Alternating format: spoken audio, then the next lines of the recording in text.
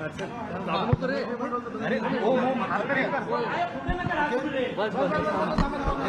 रे सांभाळून भाऊ, तुम्ही आत्ताच चंद्रशेखर बावनकुळेंची सुद्धा भेट घेतलेली आहे. काय एकंदरीत शासकीय कामकाज की काही इतर विषयांवर चर्चा झाली? शासकीय कामकाजाच्या संदर्भामध्ये आज आदरणीय बावनकुळे साहेबांची मी भेट घेतली.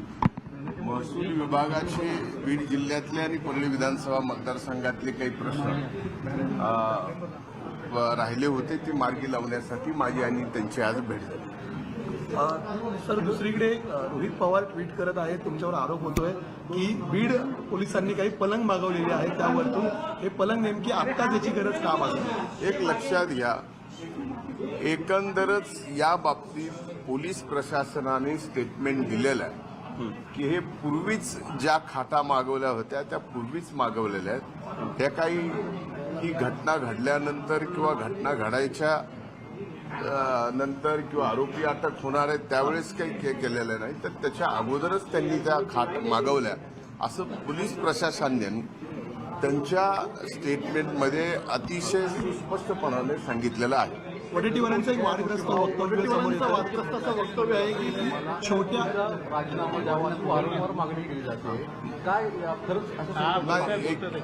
एक मुद्दा असा आहे की मी राजीनामा द्यावा तर का द्यावा याचं काहीतरी कारण लागेल. या कुठल्याही प्रकरणामध्ये मी ना आरोपी आहे ना माझा या प्रकरणाशी कुठलाही अर्थार्थी संबंध आहे. आता या प्रकरणामध्ये भाऊचा भाऊ करायचा आणि कुणाचा तरी राजीनामा मागायचा अशा पद्धतीनं माझा राजीनामा काही जण मागतायत. त्यांचं मागण्याचं समाधान वडेट्टीवारांचं वादग्रस्त वक्तव्य आहे की छोट्या आकाला कुठेतरी एन्काउंटर केलं जाऊ शकतो मोठ्या आकाला वाचवण्यासाठी, त्यामुळे छोट्या आकाला वाचवण्याची गरज आहे असं ते बोलतात. नाही, तसे माननीय विजय वडेट्टीवार बोलायला हुशार आहेत, पण अशा पद्धतीचं छोटा आका आणि मोठा आका हे पहिल्यांदाच तुमची सर्वांची भाषा मी आज ऐकतोय. कुणाचा एन्काउंटर आणि कुणाचा काय, हे अशा गोष्टी नाही आहेत. एक तर पोलीस प्रशासन सीआयडी हे अतिशय व्यवस्थितपणानं तपास करते. आमच्या दृष्टीनं दिवंगत संतोष देशमुखची जी हत्या झालेली आहे आणि ज्यांनी हत्या केलेली आहे त्यांना फास्ट ट्रॅक कोर्टामध्ये नेऊन फासावर चढवणं हा सगळ्यात पहिला उद्देश आमचा या प्रकरणामध्ये आहे. त्यामुळे कुणी काय बोलावं आणि कुणाचा काय होणार आणि काय नाही याला काही अर्थ नाही. एक मुळामध्ये या प्रकरणात या ठिकाणी फास्ट ट्रॅकमध्ये गेलं पाहिजे ही मागणी मी पहिल्यांदा केली आणि ही नागपूरच्या अधिवेशनात केली. त्यामुळं लगेचच चार्जशीट या ठिकाणी राहिलेले जे काय आरोपी आहेत ते अटक करून लगेचच चार्जशीट दाखल करावी आणि फास्ट ट्रॅक कोर्टामध्ये या हत्येकरांना फाशीची शिक्षा मिळावी. मुख्यमंत्र्यांसोबत तुम्ही काही या संदर्भात चर्चा केलेली आहे का या प्रकरणी? पुन्हा नाही, मुख्यमंत्र्यांशी आणि तुमचं या संदर्भात काय बोलणं होतं? वाल्मिक कराड आणि तुमचे जे जवळचे संबंध आहेत, जर तुम्ही मंत्री म्हणून राहिला तर या तपासावरती दबाव येऊ शकतो असं विरोधकांचं म्हणणं आहे. त्यामुळे तुम्हाला मंत्रिमंडळातून बाहेर काढा अशी त्यांची मागणी आहे. या मागणीकडे कसं पाहता? एक लक्षात घ्या, म्हणूनच हा तपास सीआयडीकडे दिलेला आहे. हा तपास न्यायालयीन पण होणार आहे.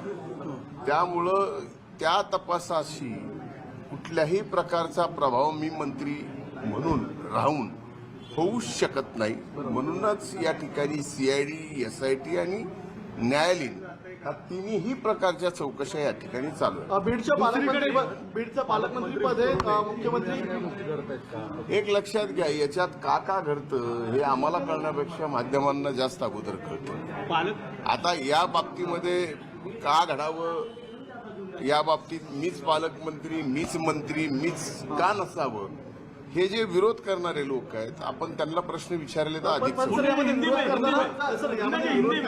सर्वपक्षीय आमदार एकवटतात, त्याचं नेमकं मुख्य कारण काय? एक लक्षात घ्या की सर्वपक्षीय आमदारांनी एकवटावं, या हे एकवटणं एका निर्गुण हत्येच्या बाबतीमध्ये झालं.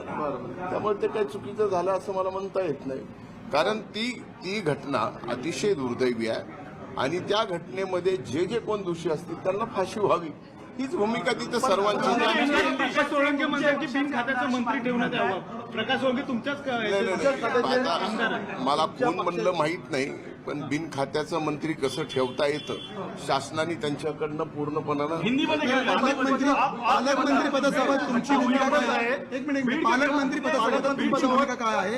सर्वपक्षीय आमदार म्हणतात की मुख्यमंत्री किंवा अजितदादांनी बीडचं पालकमंत्रीपद घ्यावं. या बाबतीत जे निर्णय घेतील ते आमचे नेते आदरणीय अजितदादा